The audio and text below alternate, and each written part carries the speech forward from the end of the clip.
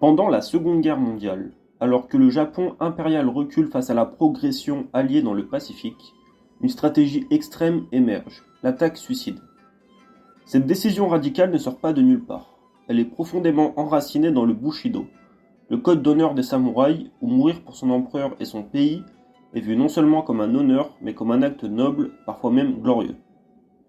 Dans ce contexte, des milliers de soldats acceptent, parfois volontairement mais le plus souvent sous pression, de se sacrifier pour ralentir ou stopper l'ennemi. Le lieutenant Yukio Oseki, premier kamikaze à atteindre et couler un navire ennemi, aurait déclaré ceci: L'avenir du Japon est bien morne s'il est obligé de tuer l'un de ses meilleurs pilotes.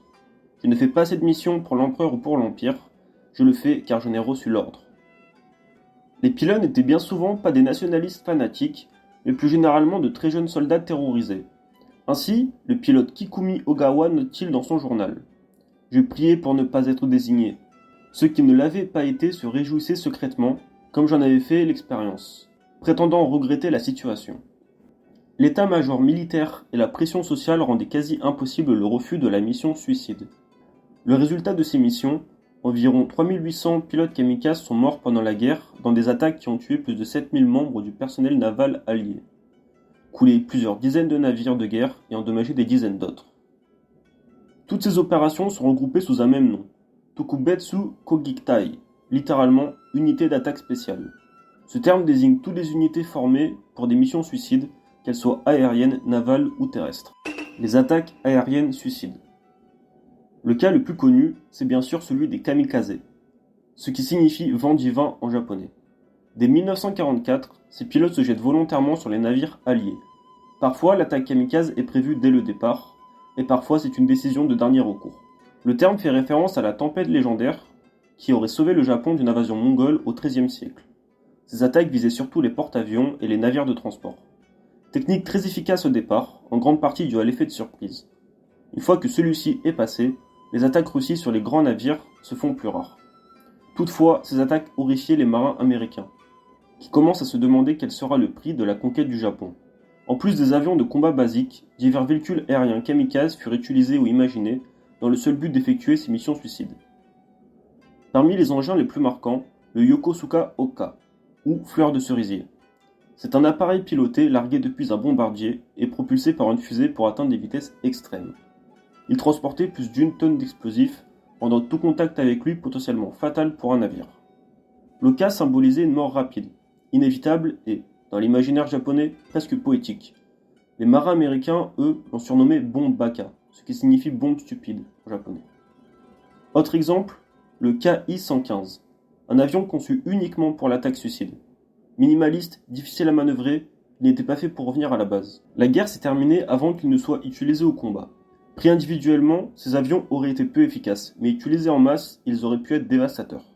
Dans la même logique, le Kawanishi Baika, ou fleur de prunier, était un prototype d'avion suicide à réaction inspiré du missile allemand V1.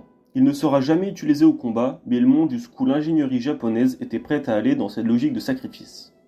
Enfin, mention spéciale, les Geretsu Kotetai, signifiant littéralement parachutistes héroïques, étaient des parachutistes formés pour des missions spéciales. Lors de leurs attaques, ils infiltrent les bases ennemies afin de les saboter. Leur mission débutait par des bombardements, puis ils se parachutaient, laissant volontairement s'écraser leur avion, le plus souvent des KI-21. Aucune extraction n'étant prévue, selon la doctrine militaire japonaise, se rendre était inacceptable, ce qui fait que chaque opération était donc, par essence, une mission sans retour. Une mission suicide. Les attaques suicides par la mer. Les Kaiten, littéralement retour au ciel ou changement du monde, étaient des torpilles pilotées par un homme enfermé à l'intérieur. Le pilote guidait la torpille jusqu'à sa cible où elle explosait avec lui. Certains modèles transportaient jusqu'à 3 tonnes d'explosifs. Malgré les espoirs placés dans cette arme, les résultats furent décevants. Seulement 45 Kaiten furent réellement lancés, pour des pertes infligées assez faibles comparées aux pertes japonaises. La classe Kairyu, ou dragon de mer, regroupait de petits sous-marins biplaces. Conçus pour défendre les côtes japonaises, ils embarquaient 2 hommes, 2 torpilles et une charge de 600 kg d'explosifs pour des missions kamikazes. Mais la capitulation du Japon, en août 1945, mit fin à leur déploiement. Au final, aucun ne participa au combat. Plus tôt dans la guerre, la classe Koyoteki, ou cible de type A, avait déjà été utilisée. ces mini-sous-marins étaient impliqués dans l'attaque de Pearl Harbor. Bien qu'ils n'étaient pas conçus pour se sacrifier, leur mission était souvent pensée comme sans retour, tant leur récupération était improbable. Enfin, les vedettes Shin-Yo, ce qui signifie océan tremblant, étaient de petits bateaux rapides chargés de 250 à 300 kg d'explosifs.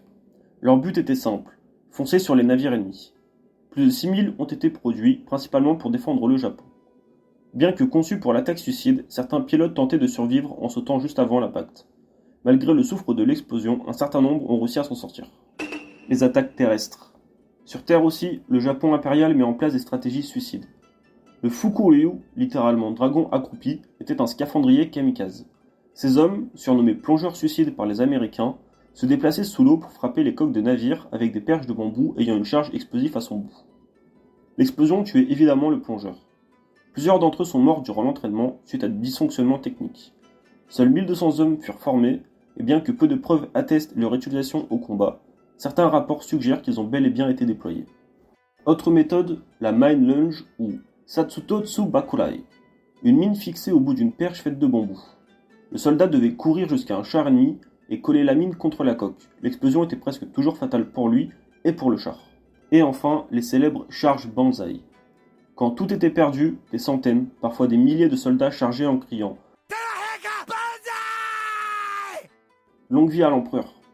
Tactique désespérée, souvent vouée à l'échec, mais capable parfois de surprendre l'ennemi. Cette forme de sacrifice fait partie du concept de Gyokusai, ce qui signifie bijou brisé. Un suicide honorable plutôt qu'une reddition honteuse. Le terme vient d'une ancienne maxime chinoise. Mieux vaut être un jade brisé qu'une tuile entière. Au final, quel fut l'impact de ces attaques suicides? Pour les Alliés, ces tactiques ont eu un impact psychologique énorme. Affronter un ennemi qui ne cherche pas à survivre changeait complètement la perception du combat. Des consignes spéciales furent mises en place pour détecter et stopper ces menaces. Pour le Japon, ces opérations coûtaient la vie à des milliers de soldats. Certains se sont portés volontaires, d'autres ont été poussés par la pression sociale, les cérémonies d'adieu et l'endoctrinement. À la longue, ces tactiques ont miné le moral des troupes restantes et vidé les rangs. Les attaques suicides menées par l'armée impériale japonaise marquent un tournant extrême dans l'histoire militaire moderne. Elles incarnent la radicalité de la guerre dans le Pacifique et montrent jusqu'où peut aller une idéologie lorsqu'elle se mêle à la peur et au désespoir.